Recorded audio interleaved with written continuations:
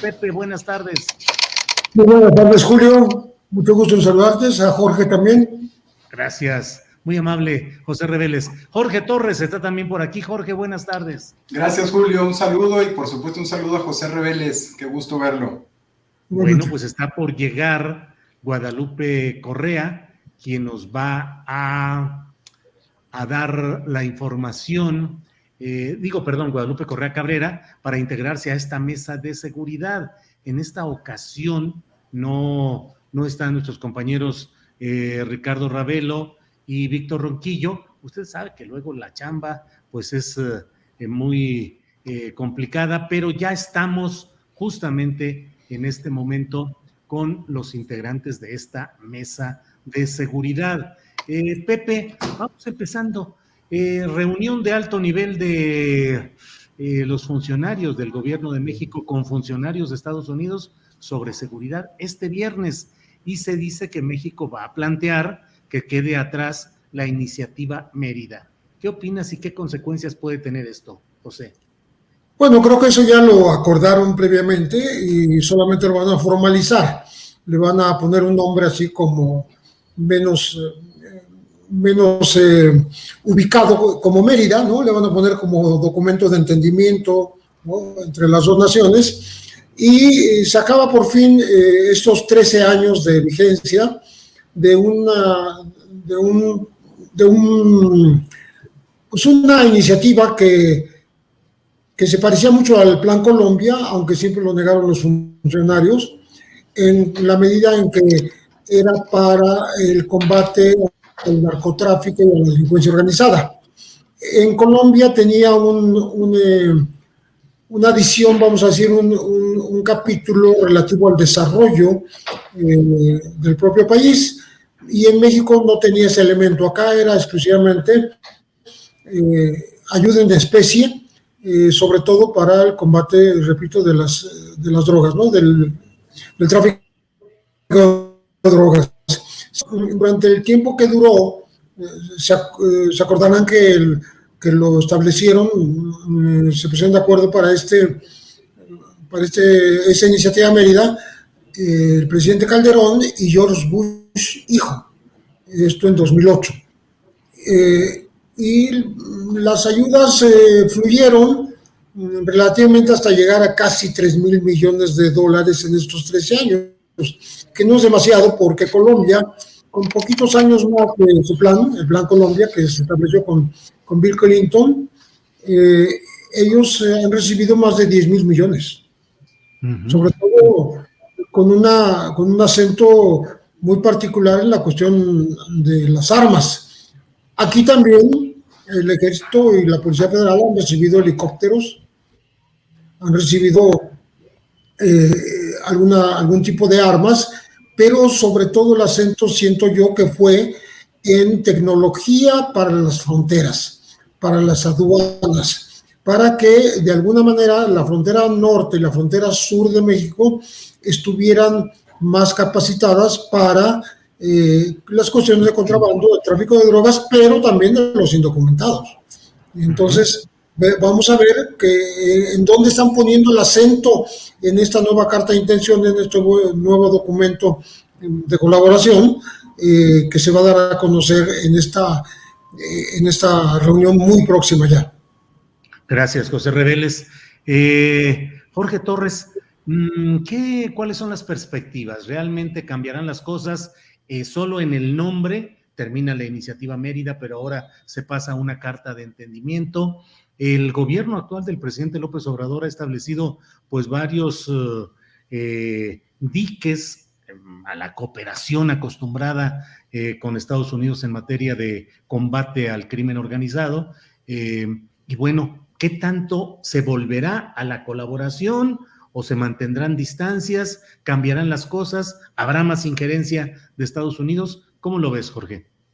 Gracias, Julio. Pues mira, creo que es una oportunidad interesante lo que va a ocurrir en las próximas horas con la reunión del presidente con altos mandos del ámbito de la seguridad nacional en Estados Unidos. Me parece que México tiene un enredo en el sentido de que no ha podido establecer una estrategia o no le ha podido dar sustento como tal a una estrategia contra la inseguridad en México. Ellos tienen una serie de factores y elementos que han mostrado de lo que estarían haciendo, pero no ha sido muy claro. Me parece que las últimas reuniones que se han sostenido entre funcionarios de alto rango de los Estados Unidos y del lado mexicano concluyen, como dice José Reveles, concluirían con la reunión con el presidente. Creo que ya traen planchado algún acuerdo. Me parece que México ha condicionado la colaboración tomando una carta fuerte que es el tema de la migración, un tema que le importa muchísimo a los Estados Unidos y sobre todo al gobierno de Biden, porque se ha convertido en un problema interno en los Estados Unidos que le afecta directamente a su presidencia. En ese sentido, el presidente López Obrador sabe la importancia que tiene la migración y me parece que lo está condicionando, está poniendo sobre la mesa esa carta en donde ellos en el caso mexicano, ha colaborado abiertamente en el intento de frenar la ola migratoria hacia los Estados Unidos, pero me parece que también hemos visto algunos detalles de lo que significará este nuevo entendimiento o la condición que México ha estado imponiendo o impulsando, tratando de imponer en este acuerdo, que es el combate a través del lavado de activos. Me parece que hay muchos elementos que nos dicen que por ahí viene el tema de la cooperación entre los Estados Unidos y México. Los norteamericanos obviamente han impulsado y han tratado de impulsar este seguimiento o esta réplica de la guerra contra las drogas que se ha resistido México en este gobierno. Y vamos a ver realmente cuál ha sido al final la conclusión de este entendimiento, de estas reuniones. A mí lo que me parece, yo lo que leo por la información que surge en las últimas semanas o en los últimos años ya de administración, es que lo que el presidente López Obrador quiere hacer en términos de drogas, en términos de narcotráfico, es más bien concentrarse en la búsqueda a través de la UIF, de las herramientas que se tienen para combatir el lavado de dinero, que es donde la lógica implicaría que los grupos del crimen organizado mermarían sus actividades. Me parece que por ahí va. Hemos visto en las últimas horas algunos datos relacionados con esta vertiente y me parece que parte del entendimiento va a estar concentrado, por un lado, el interés de los norteamericanos en el tema migratorio y por el lado de los mexicanos, desbaratar la iniciativa Mérida que implicaba una guerra contra las drogas directa sobre el terreno por un convenio que simplemente ataque los activos de los grupos criminales, Julio. Gracias, Jorge Torres. Bienvenida Guadalupe Correa Cabrera, ya está con nosotros. Guadalupe, buenas tardes. Muy buenas tardes, Julio, buenas tardes, José Reveles, Jorge Torres, muy buenas tardes a todos. Disculpen, tuve algunos problemas técnicos, pero ya estoy por acá. No te preocupes, Guadalupe, estás muy a tiempo. Luego el que estoy a destiempo soy yo, que casi siempre en todas las mesas me ando comiendo unos minutos por las anteriores entrevistas, pero ya estamos aquí, Guadalupe, y estamos hablando con Pepe y con Jorge acerca de esta reunión del viernes de mañana entre funcionarios de Estados Unidos y de México, y qué significan respecto a la iniciativa Mérida, un nuevo planteamiento, cuáles son sus pros, sus contras, en fin, tu opinión, por favor, Guadalupe. Pues a mí me parece un cambio de discurso muy importante y hay que resaltar lo bueno y lo malo. Siempre nos ponemos de alguna forma a analizar las cosas de una forma crítica. Me parece muy interesante este nuevo discurso y este nuevo papel de México en esta agenda bilateral con respecto al tema de seguridad. Escuchando al canciller, escuchando al gobierno mexicano, al portavoz en este caso del gobierno mexicano, en su relación con relación al tema de seguridad con Estados Unidos, pues es la primera vez que después de muchos años que escucho a México poner el tema en la mesa, ¿no? Decir, se acaba la dependencia de alguna forma de las decisiones unilaterales de Estados Unidos con el tema de seguridad, ese asistencialismo a través de la venta de armas que se dio de una manera impresionante durante las pasadas administraciones, que se llega a consolidar con el liderazgo de Cienfuegos en la Secretaría de Defensa Nacional y la venta de armas a México tan impresionante por parte del Comando Norte. Entonces ahora se cambia completamente este discurso y México dice, pues ahora nosotros vamos a, de alguna forma, sentar la dirección de la agenda. Sabemos que eso nunca va a pasar por la relación tan desigual que hay entre México y Estados Unidos,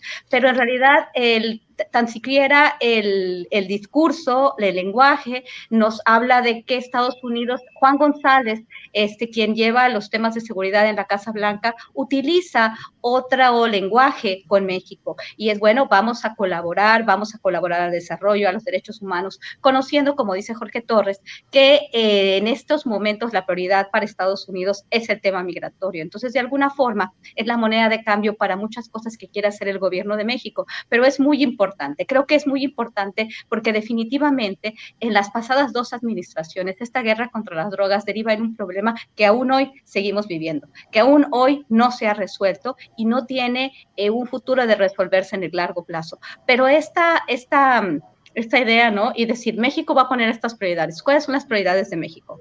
Que Estados Unidos contribuya al desarrollo del sur del continente, que envíe a estas personas que son nuestros objetivos para extraditar, y en este caso podríamos pensar digo, no estoy pensando en García Luna, pero en personajes que están en Estados Unidos y que podrían contribuir, si aquí se hacen las cosas bien, porque también hemos tenido una mala experiencia con, por ejemplo, recuerdo la huida del Chapo Guzmán y el tema también de Cienfuegos, que dejó muchas dudas en cuestión al seguimiento del caso, ¿no? A la decisión final por parte de la Fiscalía.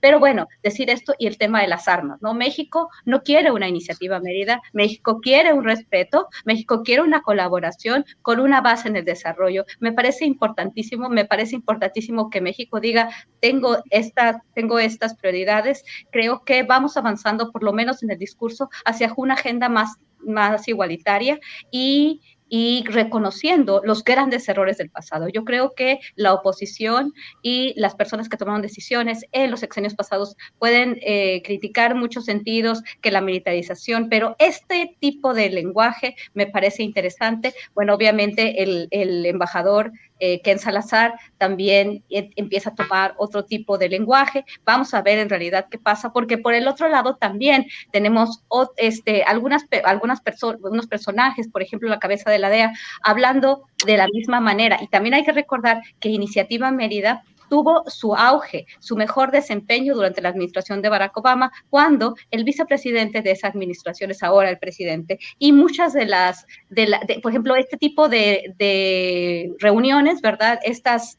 reuniones anuales de alto nivel para discutir los temas de interés bilateral fueron una constante en la administración de Barack Obama, ¿no? Entonces, se retoman. Y hay que recordar que la Iniciativa Mérida fue implementada en ese momento, y las personas que están ahorita en el gobierno de los Estados Unidos tienen esta misma mentalidad. Entonces, no nos vayamos con las palabras, vamos a ver en realidad a qué llegamos y cómo se ejecutan y cómo se hace ahorita la presión. No se va a presionar igual que antes, porque si uno lee los comunicados de del gobierno de los Estados Unidos con respecto a esta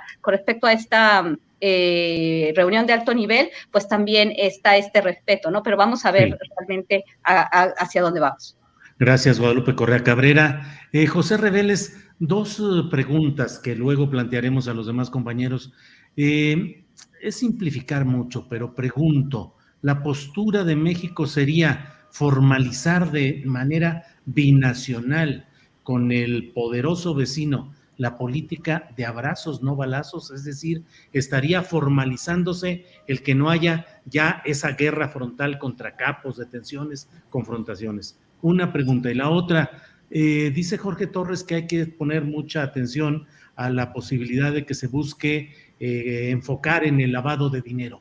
¿Qué tanto daño se le hace a la economía nacional cuando se afecta un proceso de la inyección de tanto dinero para el funcionamiento de la economía nacional? José Reveles, por favor. Sí, de lo primero, yo creo que lo que se termina con la Iniciativa Mérida es un pacto que ya no servía para nada, porque no logró ni la reducción del consumo de drogas en Estados Unidos, ni la reducción del tráfico desde México como plataforma incluso de la que se produce en Sudamérica, ni el tráfico de armas, ¿no? Y acordémonos que ya la Cancillería puso una demanda en contra de los fabricantes privados, a las empresas privadas que fabrican armas y que cometen delitos para introducirlas a México, ¿no? Esa demanda está todavía vigente en los Estados Unidos, es muy reciente, pero las armas llegaban por la vía de la Iniciativa Mérida a las instituciones, al Ejército, a las Fuerzas Armadas, a la Marina, a la Policía Federal. Y finalmente tampoco aminoró la violencia. Esos tres reconocimientos pues tienen que ver mucho con este velorio que se le va a hacer a la Iniciativa Mérida y se va a sustituir por un mecanismo que pues, sea más apto para los tiempos recientes y para las nuevas políticas. Y creo yo que esas nuevas políticas incluyen sobre todo lo que tanto ha pregonado la Cuarta Transformación, que es Estados Unidos, si quieres dar ayuda, da ayuda para el desarrollo, no solo de México, sino de Centroamérica. Y México ha puesto el acento en Centroamérica para que cese el flujo o empiece a ceder este masivo tránsito de indocumentados desde la cintura centroamericana hacia México con rumbo a los Estados Unidos casi siempre, ¿no? Aunque algunos se pretenden quedar en México, pero casi todos van a Estados Unidos. Entonces, ahí hay todo un programa, ¿no? Que incluiría lo que tú mencionaste, los abrazos y no balazos, porque no se trata de la confrontación bélica para terminar con la inseguridad. Hay otros mecanismos y precisamente el mecanismo es el desarrollo, la inversión en proyectos productivos que le den a la gente salidas diferentes o salidas simplemente, porque cuáles diferentes y ahora no las hay, tanto en empleo como en educación. Entonces, eso creo que es muy importante. Con respecto al tema de lavado, que creo que lo vamos a abordar un poco más tarde, pero yo me diría por el momento que hay una buena relación ya entre la OFAC, el Departamento del Tesoro de Estados Unidos y la Unión de Inteligencia Financiera de México para ir sobre los dineros, sobre las cuentas bancarias, sobre las empresas fantasmas de las organizaciones criminales, que creo que eso es lo que debería haberse hecho desde hace muchos años. Y hay un buen entendimiento con el gobierno de Biden en ese mismo sentido. Volviendo a la Iniciativa Mérida, estaba de capa caída. Estaban dando una ayuda que no llegaba a los entre 150 y 200 millones de dólares por año, cuando empezó con 600. Y en Colombia ha sido hasta de 1,000 millones, 800 a 1,000 millones. Entonces, realmente ya era un tema, bueno, un acuerdo obsoleto y que, bueno, se termina y ojalá que el nuevo mecanismo, el nuevo entendimiento tenga pues la aprobación de los dos gobiernos y el consenso de la ciudadanía de los dos países. Bien, José Reveles, gracias. Jorge Torres, te pido que amplíes un poco el tema que tú mismo pusiste aquí sobre la mesa en el terreno del lavado de dinero. Pues la verdad, luego yo que me paso temporadas en Guadalajara, leo declaraciones de que se van a suspender cuentas bancarias de ciertas personas, de ciertos negocios, y a los 2 meses paso por ese negocio y ya está funcionando, tal vez con otro nombre, pero los mismos trabajadores y la misma empresa, en fin, ¿de veras funcionan todas estas intentos de combatir el lavado de dinero por un lado? Y por otro, Jorge, ¿qué tanto la economía de México depende realmente de esas inyecciones de flujo de dinero procedente de este lugar? Porque hay ciudades y estados donde la verdad la economía se mueve gracias a dinero que anda fluyendo de una manera abierta y que todo mundo sabe finalmente de dónde viene, pero comerciantes, empresarios, industriales dicen, pues mira, es el dinero y con eso vamos a seguir adelante. ¿Qué opinas, Jorge? Pues mira, voy a empezar rápidamente para responder un poco lo que le planteabas a José Reveles relacionado a los abrazos no balazos y sigo con el otro tema. Me parece que el presidente de la República va a trasladar el costo político de los balazos a los gobiernos de los estados. Este anuncio que hizo el gobernador recién instalado, Ricardo Gallardo en San Luis Potosí, de que va a crear una policía muy parecida a las policías que han creado gobiernos como Nuevo León, gobiernos como Tamaulipas, en su momento el propio en Veracruz, el propio Duarte, que son policías paramilitarizadas destinadas prácticamente a exterminar delincuencia organizada en sus localidades. Me parece que esa va a ser la política de México, me parece que la política del presidente va a ser, él va a hacerse cargo de los abrazos y los gobernadores va a dejarles el tema de los balazos. Me parece que esa es parte de los convenios con la agenda de seguridad que el propio gobierno mexicano establecerá con los Estados Unidos y con los propios gobernadores que van a asumir o que están ya asumiendo el control Jorge, de sus estados. Nada más una cosa, sí. Difícil para los gobernadores y para el ámbito estatal enfrentar el crimen organizado, ¿no? Pues mira, el problema se gesta en los estados y en los estados el problema no es tanto una cuestión de voluntad. Los estados tienen los recursos necesarios, lo hemos visto, lo vimos en Nuevo León y lo vimos en Tamaulipas. Tamaulipas y Nuevo León en su momento, el propio en Coahuila, por ejemplo, cuando el tema de los Moreira, la gran violencia que se generó en estos estados derivó más que nada de una especie de limpia en los estados por parte de policías militarizadas, en donde el problema que tuvo Calderón pues más bien fue una especie de confrontación entre los gobiernos, entre el caso de los Moreira con Calderón, que no funcionó esa relación, porque los propios Moreira tenían su dinámica en el Estado, con grupos que incluso tenían relaciones vía sus propias policías. El problema no ha sido de recursos, Julio, en el tema de la inseguridad. Ese es el pretexto que muchos gobernadores ponen sobre la mesa, pero el tema no ha sido de recursos, el tema ha sido de cómo no han sabido establecer o no han querido establecer agendas. Tienen a los propios militares, tienen el ejército coadyuvando, entre comillas, en una lucha contra el crimen organizado, y tienen todos los recursos, tanto estatales como la coadyuvancia del Estado mexicano a través del ejército, que no tendrían excusa para dar resultados negativos. El problema es que no ha habido en muchos casos la voluntad política. Pero en el caso de estados como Colima, por ejemplo, cuando un personaje que ahora está preso en los Estados Unidos, como Beitia, asumió el control policíaco del estado, básicamente controló el crimen organizado, y ya sabemos ahora cómo, un control a partir de someter a los grupos criminales a partir de una brutalidad policíaca, y es como muchos estados han controlado, han intentado controlar. El problema es que generan más violencia porque terminan siendo parte del problema y terminan siendo, a partir de policías corruptos, una parte importante de la generación de violencia en estos estados, porque son los que terminan brindándole protección a los propios delincuentes. Entonces, me parece que el presidente lo que va a hacer, parte de su política, es darles a los gobernadores su responsabilidad en el tema, cuando el origen de mucho de esta violencia se genera en esos estados. Y como ya se la ha estado dando a las propias autoridades militares con tanta capacidad sobre el terreno para que puedan operar. Entonces, me parece que él está dándoles esta posibilidad de actuar y dándoles también, que asumiendo el costo político que implica para los gobernadores, porque también por eso no le entran al tema de la seguridad.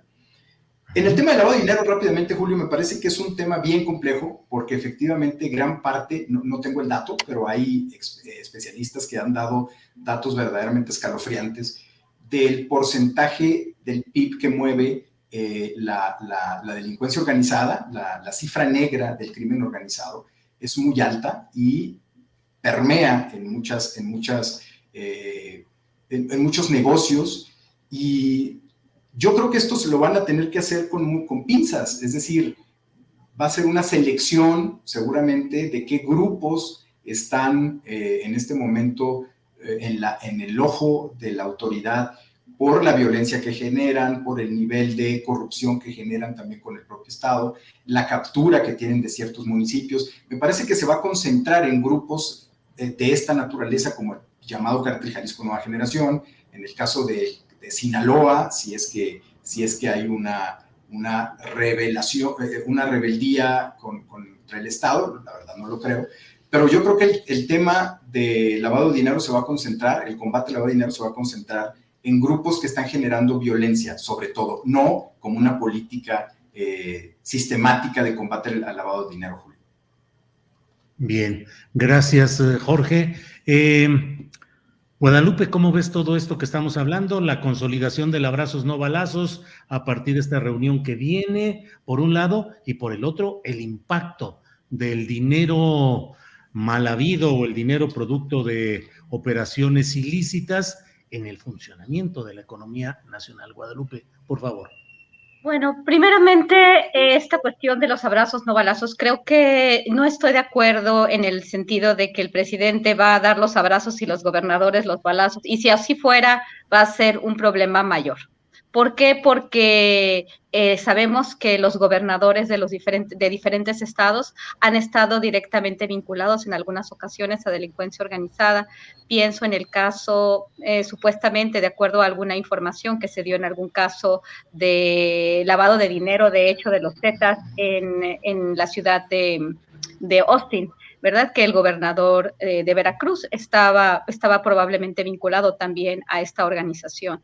Tenemos el caso de los exgobernadores de Tamaulipas, probablemente del actual gobernador, y bueno, toda una serie de faltas de estas policías, desapariciones forzadas. Tenemos el mal ejemplo de los GOPES, ¿no? Estas policías paramilitarizadas han sido verdaderamente un gran problema para la seguridad del país. Esto de la desaparición forzada para deshacerse de los que son los buenos y malos. Creo que esto ya se tiene muy bien entendido, ¿no? No creo que se le vaya a dejar a los estados hacer esto. Y esto no es de dejarle o no hacer a los estados.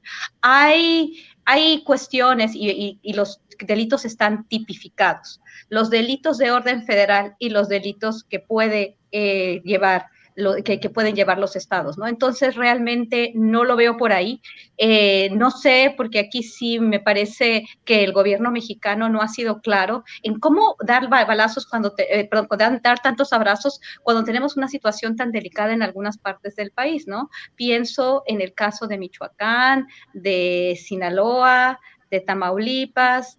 Acabamos de ver que en el estado de Tamaulipas se encuentra otra de estas fosas, ¿no? Estos campos de exterminio en la región de Nuevo Laredo, ¿no? Y para el estado de Nuevo León. Entonces, realmente el gobierno no ha sabido no quiere dar balazos y quiere dar abrazos, pero tenemos un problema de seguridad que no ha sabido articular, que no ha sabido darnos una dirección de cómo va a hacer esto. A mí me preocupa un poco esto en este sentido. Me gusta cómo se ha cambiado la dirección de la cooperación con los Estados Unidos, porque bajo Iniciativa Mérida se provocaron muchísimos problemas, la tasa de homicidios se elevó a niveles exorbitantes y tenemos los problemas que tenemos, pero yo no veo una estrategia de seguridad de Estado hoy por hoy que nos vaya a decir cómo van a suceder estas cosas. Y desafortunadamente, por ejemplo, y tú lo reportaste de una manera muy puntual, ¿no? En el caso de San Luis Potosí, los personajes que acaban de entrar a gobernar ese estado de la mano de ciertas figuras políticas también muy cuestionadas. Y bueno, cualquier intento por restablecer el orden me parece cuestionable, ¿no? En algunas regiones del país. En realidad es muy complicado. Por ejemplo, otros estados donde no se habla mucho, el caso de Oaxaca, por ejemplo, la Procuración de Justicia, la extensión del tema de delincuencia organizada también es importante, nada más que no se cubre mucho. El gobernador Murat y su padre saben hacer muy bien las cosas para tapar, para poner en la superficie otros temas. Es muy, muy interesante. Tenemos un problema importante y hay que ver también cuál va a ser y cómo va a ser la relación del presidente en el tiempo que le le toque con los gobernadores, ¿no? Creo que no hay una definición muy clara, inconsistente en este tema. En el lado de lavado de dinero, aquí es mucho más complicado. Sabemos que para temas de lavado de dinero, el secreto bancario y la cuestión de la banca internacional, que realmente nunca ha colaborado como debe de colaborar, por ejemplo, cómo se mueven, más allá del sistema bancario, hay otras instituciones financieras donde también se utilizan para transportar y lavar dinero. Pienso en el caso de Western Union, de MoneyGram, todo lo que es, por ejemplo, cómo se lava el dinero de la parte de tráfico de personas. Hemos tratado de ver cómo tener acceso a esa información está cerrada. Va a haber cooperación, la cooperación es muy lenta. ¿Por qué? Por el secreto bancario, porque muchos de estos bancos han facilitado estas operaciones. Pienso en el banco HSBC, sabemos de esta gran demanda de algunas familias que relacionan obviamente al dinero que se lavó en esa institución bancaria vinculado a delincuencia organizada, ¿no? Se avanza muy poco, se avanza muy lento, supuestamente, y esto quizás lo vayamos a poder manejar en una de los segmentos donde vamos a comentar esta colaboración que ya existe hoy en día entre las autoridades, la Tesorería, el Departamento del Tesoro de los Estados Unidos, la Unidad de Inteligencia Financiera. Creo que es importante avanzar en ese sentido, pero es muy lento. Tanto en Estados Unidos, lo vemos con estas investigaciones de los Panama Papers, de los Pandora Papers, la gente lava dinero en paraísos fiscales, no sabemos si es para evadir solamente impuestos o es dinero que viene mal habido, ¿no? Creo que el tema también de Genaro García Luna y del dinero que lavó en Estados Unidos, porque es en Estados Unidos. Creo que es importante poner el tema sobre la mesa, pero muy poco se ha podido hacer, pero sí es una cuestión bastante importante que se avance, y ya se está avanzando, y muchas de las cuentas que me da la impresión que la Unidad de Inteligencia Financiera ha estado congelando vienen de la mano de colaboraciones cercanas con el gobierno de los Estados Unidos. Bien, Guadalupe, muchas gracias. José Reveles, la Oficina de Control de Activos Extranjeros del Departamento de Tesoro de Estados Unidos y la Unidad de Inteligencia Financiera de México de la Secretaría de Hacienda acordaron bloquear las cuentas bancarias en una lista negra en la cual colocaron a 4 personas a las que señalaron como operadores del Cártel Jalisco el Cártel Jalisco Nueva Generación. Hay quienes dicen que este es el inicio de una acometida contra este cártel rival del de Sinaloa. Y se da también después de una reunión hace una semana más o menos del fiscal mexicano Gertz Manero con la Fiscalía de Estados Unidos, donde acordaron reforzar acciones contra el narcotráfico y el crimen organizado en México. ¿Qué opinas de todo esto, José Reveles? Sí, me parece, reforzando lo que decía Guadalupe, la lentitud de este tipo de reacciones, ¿no? Porque no es de la noche a la mañana que empiezan a bloquear cuentas, ¿no? Les llevó 6 meses una investigación para llegar a 4 individuos que en nuestra vida habíamos oído nombrados, por lo menos yo no. Pero leyendo un poco más el contexto, parecen ser relativos familiares del Mencho. Un yerno, otros personajes que tienen que ver con estas 2 familias de los Oseguera Cervantes, y también con los Queenies, que son unos 18 hermanos, comenzando por Abimael González, que está preso. Para dar una idea de la lentitud bueno, primero hay que aplaudir que lo estén haciendo. A mí me congratula, a mí me da mucho gusto que les estén quitando el nervio financiero a los grupos criminales, pero pues son cantidades muy menguadas con relación a las ganancias. Tomo 2 cifras de la propia Unidad de Inteligencia Financiera, una que refiere cómo los grupos de delincuencia organizada en México pues se llevaron una ganancia de unos 47,000 millones de dólares entre 2018 y 2019. No es poco, es casi 1 billón de pesos mexicanos. Pero las incautaciones que se anuncian y que se han hecho durante todo el gobierno de Andrés Manuel López Obrador, no llegan, sumados los dólares y sumados los pesos incautados, a 600 millones contra 47,000. Bueno, la comparación es terrible, ¿no? Entonces, hay antecedentes. El año pasado hubo 2 operativos, uno llamado Pitón, otro Agave Azul, que también iniciaron los Estados Unidos y lo siguió la Unidad de Inteligencia Financiera. En esta ocasión parece que ya hubo más cooperación de la UIF con las autoridades de la OFAC y del Tesoro de los Estados Unidos, y entonces ya hay un poquito más de coordinación para llegar a conclusiones sobre estos grupos. Me parece que México pudo haber avisado que estaban estas sospechas de lavado de estas personas en Manzanillo. Manzanillo, que es un sitio privilegiado a donde llega tanto las cargas de cocaína desde el sur del continente como las de fentanilo desde otros rumbos de Europa y de Asia. Entonces, qué bueno que se esté atacando las finanzas de los grupos delincuenciales, pero pues a mí me gustaría un poco más de celeridad para que se pudiera decir que esto ya va por el rumbo correcto. No se trata tanto de carcelar, pues Nemesio Oseguera Cervantes, el Mencho, no ha podido ser capturado. Creo que sí lo han intentado, pero no lo capturan. Como tampoco están capturando a Rafael Caro Quintero, que dicen que ya está otra vez en las actividades en el cártel de Sinaloa. Pero, bueno, si les quitan la base financiera, la base económica, pues yo creo que es una enorme ganancia.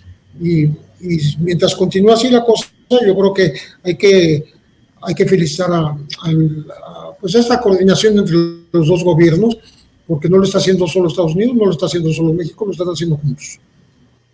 Gracias, José Reveles. Jorge Torres, te comento algo que he leído como versiones, no hay desde luego ninguna confirmación, pero hay quienes dicen que esta decisión del gobierno de Estados Unidos con el de México para dar este golpe contra operadores estratégicos del cártel Jalisco Nueva Generación, en este caso lo que estamos hablando de 4 personas asentadas en Manzanillo.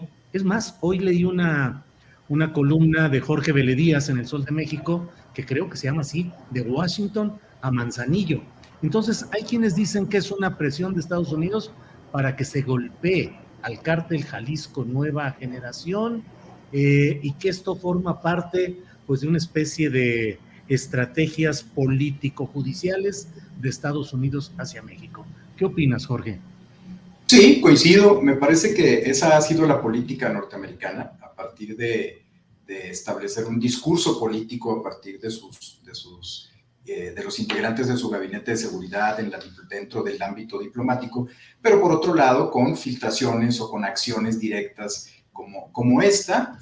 No hay que olvidar también, por ejemplo, que hace una semana o 2 se triplicó la recompensa por el Mayo Zambada, ¿no? El Mayo Zambada pedían $5 millones, ahora piden $15 millones. Es decir, es parte de esta presión que se da en el ámbito de las agencias norteamericanas para presionar a los países, en este caso a México, para actuar como ellos considerarían que debería ser la actuación del gobierno mexicano contra el crimen organizado. Por eso, en el tema del lavado de dinero, digamos, por un lado, México ha sido un desastre siempre en el combate al lavado de dinero. Por un lado, su sistema bancario, como lo decía Pepe Reveles, que no coopera, y el gobierno no tiene las capacidades para obligar a los bancos, a cooperar en la información delicada que tendrían que estar proporcionando al sistema financiero que monitorea el gobierno mexicano a través de sus dependencias. Y en ese sentido, la OFAC, por un lado, tiene desde hace muchos años, Julio, un mapeo muy concreto, un mapeo muy, muy preciso de todas las familias y los grupos que en cada estado de la República controlan el lavado de activos en sus regiones. Ese mapeo lo tiene OFAC desde hace 2 décadas por lo menos, y no ha habido absolutamente ningún movimiento, no ha habido interés del gobierno mexicano. El gobierno de Andrés Manuel López Obrador lleva 3 años, ese mapeo de la OFAC tiene mucho más, y no veo yo tampoco una voluntad importante de combatir el lavado de activos. Por eso yo planteaba que hay más bien una estrategia del gobierno mexicano actual de golpear por parte del gobierno federal a grupos que en este caso se convierten en generadores de violencia extrema en algunas localidades, y por otro lado, no es lo que opine yo cuando decía de que va a dejarle los balazos a los gobernadores, es lo que de pronto empezamos a ver. Esto a mí me llama la atención, por ejemplo, como el gobernador de San Luis Potosí lo primero que anuncia es la creación de una de estas superpolicías que ya hemos visto y que efectivamente se han convertido en verdaderas áreas de exterminio en los estados donde se han creado, pero por otro lado han sido muy eficaces, entre comillas, para neutralizar a los grupos regionales y que al final de cuentas se han convertido ellos mismos en las cabezas de los grupos del crimen y de los generadores de violencia en los estados. Pero en este caso me parece que podría la agenda del presidente de la República podría ir por ahí, dejarle a los gobernadores no necesariamente los balazos, porque me parece que es simplificar el problema, pero sí el combate a partir de la coadyuvancia del ejército, pero a partir de la creación de sus propias policías estatales y de su propia agenda contra el crimen organizado, por lo menos contra la delincuencia común, que eso implicaría también un paso importante, que los estados combatieran la delincuencia común y dejaran en la coadyuvancia al gobierno federal para los delitos federales. Pero esa coordinación es la que no ha funcionado, esa coordinación es la que Felipe Calderón se quejaba de que no, los gobiernos priistas, sobre todo algunos gobiernos del PRI, como Moreira, en el caso de Moreira, no establecía cooperación con él y generaba boicot incluso en algunos operativos en donde el ejército mexicano, la Policía Federal, entraban a su territorio y había un boicot de parte de las policías estatales o de la autoridad estatal. Esa coordinación es la que creo yo que va a establecer a partir de las nuevas autoridades en algunos estados importantes del país, lo que el gobierno federal estaría pensando como parte de su estrategia, y por otro lado golpear con el tema, con la agenda antilavado a ciertos grupos, en este caso como el Cártel Jalisco Nueva Generación. Es lo que se vería que está sucediendo en los hechos, Julio. Bien, gracias Jorge Torres. Guadalupe, ¿qué lectura le das a este tema de ese bloqueo de las cuentas de 4 personas relacionadas con el alto mando del Cártel Jalisco Nueva Generación? Sí, claro. Yo un poco quiero verlo más, quiero poner más énfasis en lo que tú acabas de decir, y en lo que Jorge está de acuerdo, porque es verdad que en Estados Unidos la política antidrogas ha sido muy clara. No veo yo que vaya a tomar otro tipo de dirección, y lo vemos de nuevo con la relación de ahora con el nuevo liderazgo de la DEA con el gobierno mexicano, ¿no? En realidad, poner en la mesa los mismos temas, las mismas estrategias, no hay un cambio. En el contexto, por ejemplo, de esta dirección, de este enfoque, ¿no? Seguimos en el Cártel Jalisco Nueva Generación y en el Cártel de Sinaloa, precisamente en los liderazgos más importantes, que es el Mencho y su familia, con esta idea que han tenido siempre los estadounidenses, que la han querido dar a conocer, que la han querido consolidar de la mano de los grandes medios de comunicación. Por ejemplo, cada vez que hablo con los medios de comunicación de habla hispana en los Estados Unidos, siempre están ellos tratando de ver cómo cuentan una nueva historia del Mayo Zambada, ahora que ya subieron la recompensa, del Mencho, ahora que pasa esto, de su familia, crear estas narrativas que se van reproduciendo también a través de las series de televisión. Esto lo hemos hablado ya muchas veces, pero es interesante que pareciera ser que es bien, como dice Pepe Rebeles en su participación, esta colaboración para el tema del lavado de dinero, para el tema de entender realmente, seguir la línea del dinero, que es lo que no se hizo durante varios años en Colombia, décadas en Colombia, en México también, es esta colaboración que ha tenido Estados Unidos con estos países, más bien para seguir manteniendo el control geoestratégico y geopolítico, en realidad es hacer tener este tipo de políticas, ¿no? Y este tema de los activos, de enfocarse en el liderazgo del cartel Jalisco Nueva Generación, y un cartel que ellos aparentemente han creado, y hablo de creado porque el cartel existe, hubo protección política, se va extendiendo, pero además de todo, esta visión y este tipo de escenas muchas veces que aparecen en los medios, en las redes sociales, donde aparece el cartel Jalisco Nueva Generación como una especie de propaganda, como una especie de ejército todopoderoso, con con automóviles monstruos, con armas de alto calibre, y que se van reproduciendo y que luego también lo reproducen los medios, principalmente en Estados Unidos,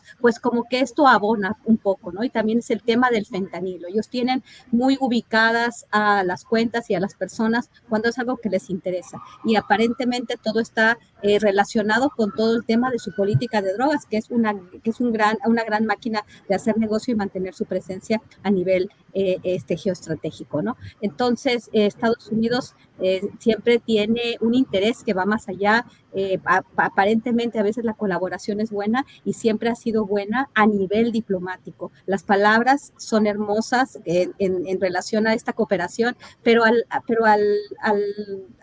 final del camino siempre nos encontramos en esta encrucijada, ¿no? Cuando se trata del tema de drogas, cuando se trata de no hablar de por qué no a la prohibición, seguimos hablando y enfocándonos en las fuentes de abastecimiento de droga, es decir, en los determinados carteles. Por eso yo desconfío bastante cuando empezamos a hablar del Mencho y de su familia, y cuando empezamos a hablar del fentanilo, y toda esta historia me suena bastante a lo que escucho todos los días en Washington cuando tiene que ver con el tema del tráfico de drogas en América Latina.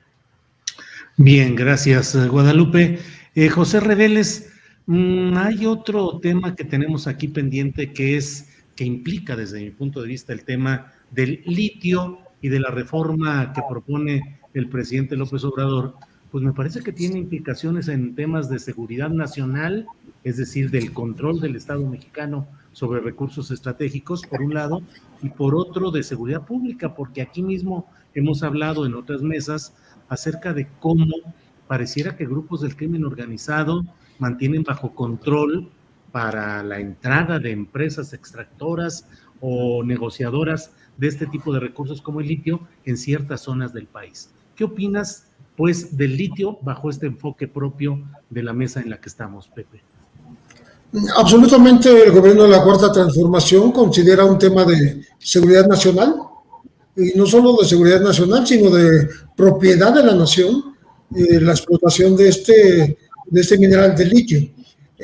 No es algo que se haya desarrollado mucho en México, está por verse, ni siquiera las cifras están debidamente corroboradas, porque de pronto nos salen con que México tiene el yacimiento de litio más grande del mundo, y después resulta que las cifras de extracción serían muy menores, porque están hablando de una superficie muy grande en Sonora que tal vez contenga mucho litio, pero que no es toda la superficie que se señala, ¿no? Eso está por verse todavía. Sin embargo, como todo, en donde se mezcla política, recursos naturales, economía, se hacen vaticinios, se lanzan las campanas al vuelo, se habla de que el valor de este yacimiento en México es de 278,000 millones de pesos, lo cual no se me hace mucho si lo comparas con el petróleo, ¿no? Pero de todas maneras estamos hablando de algo que México puede desarrollar en el futuro bajo la propiedad de la nación, bajo la tutela de los gobiernos, porque es un bien que pertenece a todos los mexicanos. Y sobre todo lo que esta mañana dijo Andrés Manuel López Obrador, el presidente, fue que él no va a permitir que haya traiciones o que haya oposiciones, dijo traiciones, en el Congreso, para evitar pues es una nueva nacionalización. Es como se puede comparar en diferentes épocas y con la debida distancia también, a la expropiación petrolera de Cárdenas, a la expropiación de la industria eléctrica por parte de López Mateos, y ahora esta expropiación, diríamos, del litio por parte del gobierno de la Cuarta Transformación. Dice que de todas maneras, si no están de acuerdo los congresistas, lo que va a hacer el gobierno, el ejecutivo, es no dar una sola concesión. O sea, abiertamente ya fijó su postura y de ahí no lo vamos a ver moverse. ¿Por qué? Porque tiene que ver con una cuestión histórica, una cuestión nacionalista que va a defender a capa y espada.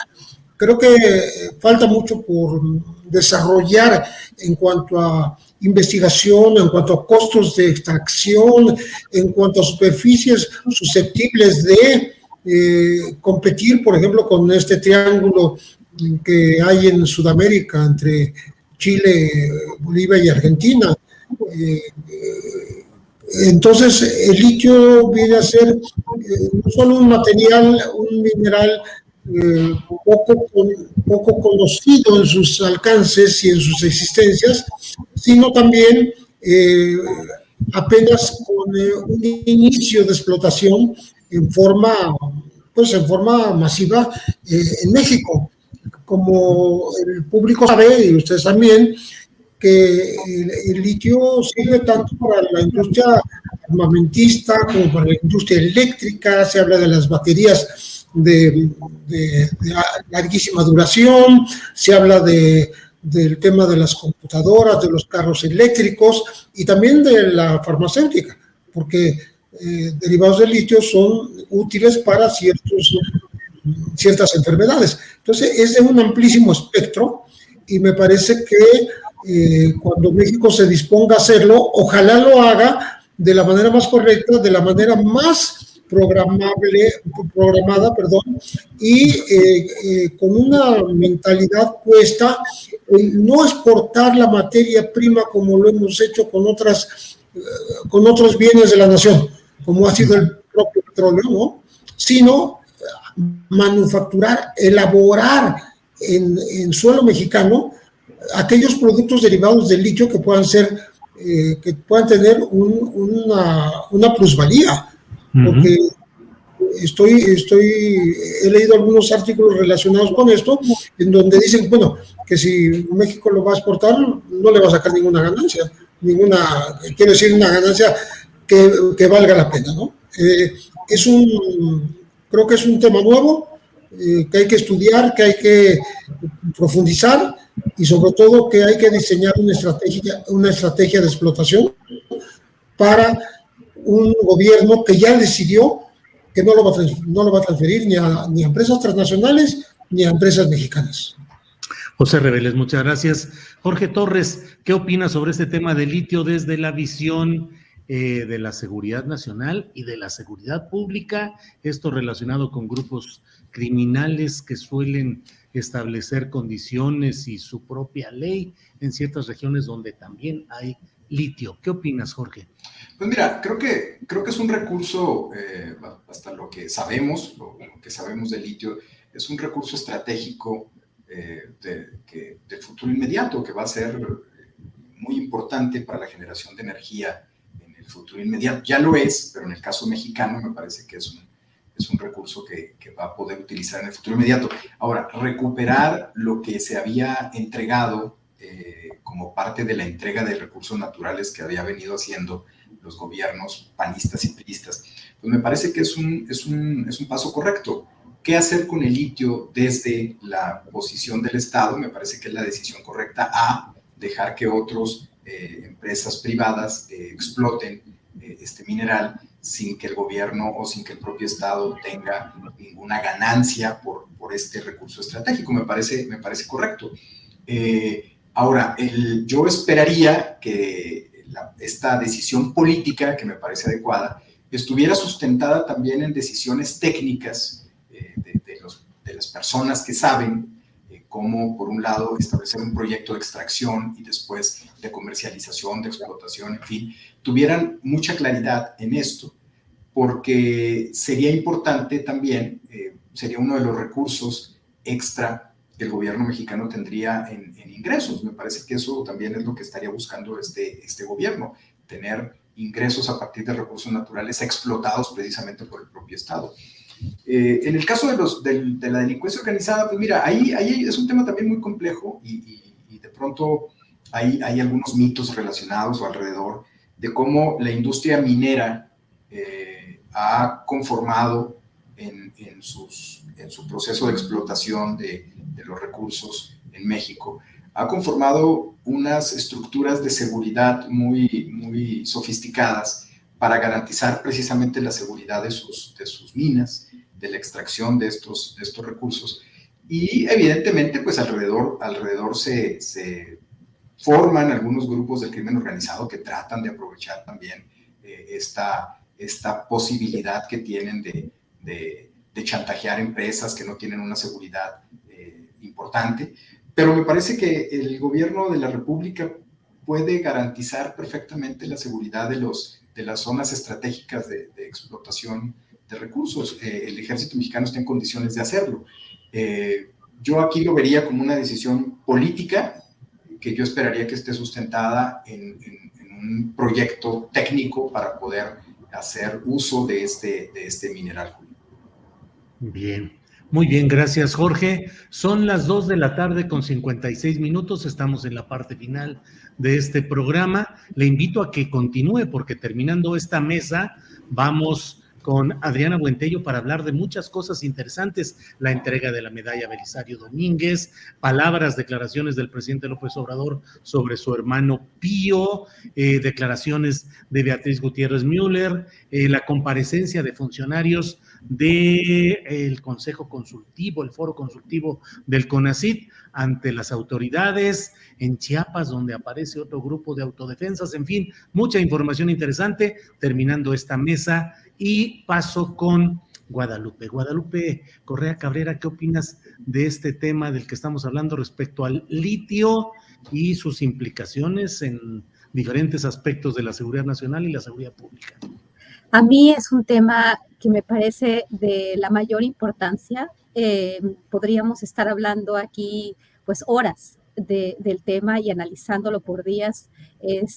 Me ha gustado mucho conocer la investigación de la especialista Violeta Núñez Rodríguez al hablar de la importancia de este recurso. Yo creo que todo las propuestas de la reforma constitucional que plantea el presidente de la reforma eléctrica con una de sus partes, ¿verdad? Esta decisión con respecto a que la explotación y el aprovechamiento de las reservas de litio de aquí en adelante va a ser capacidad del Estado, me parece importantísima, pero toda la reforma hay que considerarla en su justa medida. ¿Por qué? Porque es realmente un cambio de visión y de modelo económico. Aquí sí, cuando hablamos del TEMEC, cuando hablamos de otro tipo de mantener ciertas áreas de lo que se considera como un régimen neoliberal o liberal, este esquema, y siempre ha sido un tema del presidente de México, el tema de los recursos naturales como propiedad de la nación. Y hemos visto cómo en las administraciones anteriores, con un modelo económico muy distinto de privatización que empieza desde finales del siglo pasado, que se perfecciona en los 90s obviamente y que se consolida a principios de este siglo con la reforma energética del año 2013, pues aquí es como querer dar para atrás. Y no solamente la reforma eléctrica, sino también esta caracterización de lo que es Petróleos Mexicanos. Vale mucho la pena, yo no soy especialista en el tema, pero lo he tratado de leer, ciertos reportes de en qué se basa esta reforma, también las críticas a la reforma y obviamente por quién se critican, por los que tienen otra visión de país, otra visión de modelo económico y obviamente por las grandes empresas del sector eléctrico, que son las primeras que han saltado. Muy probablemente esta reforma constitucional, por cómo se tiene que pasar por los números, vimos cómo se pasó la de 2013 con mucho dinero de por medio, con actos de corrupción. Deberíamos ahí también de evaluar cómo fue esto y que podría tener otro tipo de consecuencias, pero veo muy difícil que vaya a poder avanzar por los números que se necesitan, por cómo se tiene que aprobar en los estados, pero me parece muy interesante, muy importante. El litio es un material precioso el día de hoy, principalmente después de la pandemia, como dijo bien Jorge Torres, pero va más allá, ¿no? Y tiene que ver cómo pensamos en nuestro país. En el tema del sector eléctrico, que tiene que ver también que el litio es una de las partes, para hacerlo otra vez, que la distribución de la electricidad sea en su mayoría decisión del Estado, ¿no? Concentrar las funciones en la Secretaría la Secretaría de Energía y en la Comisión Federal de Electricidad y dejar solamente un 46% de capacidad de distribución de la electricidad a las empresas privadas. Me parece que eso va a causar un problema grande, pero modelos que han optado por el sector privado en su mayoría, el gran modelo español, tiene muchísimos problemas. Hoy por hoy estamos viendo estos incrementos tan importantes en las tarifas eléctricas y creo que en este sentido sí, el gobierno de la Cuarta Transformación está siendo bastante coherente en este sentido, ¿no? Creo que no ha servido este modelo de privatización que nos prometía que las empresas iban a generar crecimiento, iban a generar mejores tarifas, que la competencia, porque no, estamos hablando de oligopolios transnacionales que han estado oligopolizando los recursos más importantes del mundo. Entonces, yo creo que estas empresas van a hacer todo lo que puedan para deshacer la posible coalición que pueda lograr los votos, pero me parece por mi mentalidad, por mi ideología, me parece que los recursos como el litio deberían ser propiedad de la nación y deberían pero claro, considerando lo que dice Jorge Torres, ¿cuáles son las capacidades técnicas? ¿Cómo vamos a hacer esto efectivo? ¿Cómo se va a poder capitalizar el sector para la extracción de litio para poder hacer de esto un negocio que sea bueno para el país y que no se quede en las manos de algunos pocos en el sector público por el tema de la corrupción? Pues muchas gracias a los tres, gracias por esta oportunidad de estar este jueves 7 de octubre en la mesa de seguridad. Pepe, muchas gracias, a reserva de lo que desees agregar o comentar ya en esta parte final en que nos quedan pues un minutito para cada quien, si hubiera para cualquier postre sobre la mesa o cualquier comentario extra, Pepe. Una frase de algo que no se contó y que tú preguntaste, que tiene que ver con la intrusión de la delincuencia organizada en este tipo de empresas de recursos naturales, ¿no? Como ha sido en las minas, como ha sido en otros. Yo creo que el solo hecho de que sea la rectoría del Estado y la propiedad de la nación quienes rijan lo que vaya a pasar con el litio, va a evitar esa posibilidad de incursión de la delincuencia organizada en instalaciones específicas, ¿no? Si exceptuamos, tenemos todavía el pendiente desde el 2007, la desaparición de 38 trabajadores del Sindicato Petrolero de Cadereyta, Nuevo León, que siguen sin aparecer. Claro. Así es, Pepe Reveles, muchas gracias y buenas tardes. Buenas tardes. Gracias, Jorge Torres. El comentario final, ya estamos en la brevedad del término de este programa, pero Jorge, el comentario final que desees hacer. Gracias, Julio. Pues nada más concluiría, me parece que la reunión del viernes va a ser importante, la reunión que el presidente de la República va a tener con los funcionarios de alto rango del área de seguridad de Estados Unidos, porque eso ya nos daría una idea más clara de por dónde van a ir las estrategias contra el crimen organizado en los siguientes meses. Me parece que es muy importante esta reunión. Las reuniones anteriores habían sido entre funcionarios en el ámbito de la diplomacia, en fin, pero me parece que esta reunión, como lo decía Pepe en un principio, ya seguramente tienen planchado un acuerdo y nos va a dar mucha información, por lo menos lo que se va a saber después de esta reunión, de por dónde va el gobierno mexicano realmente ahora sí en una estrategia contra la delincuencia organizada para tratar de neutralizar la violencia en el país, Julio. Gracias, Jorge Torres. Guadalupe, ya en esta brevedad postrera, ¿cuál es tu comentario? Lo que tú desees, por favor. Pues nada, solamente un pequeño comentario sobre el litio. El tema de los recursos naturales es un tema de seguridad nacional que creo que habíamos dejado aparte. ¿Por qué? Porque México tiene que, el tema alimentario y el tema de los recursos es muy importante. Por el otro lado, creo que esto podría también ayudar y a ver cómo podemos también revertir algunas cuestiones de la reforma energética, porque a la par de la reforma energética llegaron estos grupos criminales paramilitares y de alguna forma, sacaron a la gente de sus tierras, ¿no? Para poder también, probablemente, no sé, esto es una cuestión que deberíamos de ver si así se da, pero que llegan estos grupos, salen las personas, después con la reforma energética, pues las empresas iban a tener concesiones e iba a ser más fácil pues capitalizar estas tierras, ¿no? Y aprovecharse de ellas. Creo que el tema del nacionalismo de los hidrocarburos es un tema importante que no hay que perder de vista. El tema de los recursos naturales es un tema, sí, de seguridad pública y de seguridad nacional. Muchas gracias. Al contrario. Gracias a los tres, José Reveles, Jorge Torres, Guadalupe Correa. Gracias y nos veremos pronto. Gracias a los tres. Gracias, Julio.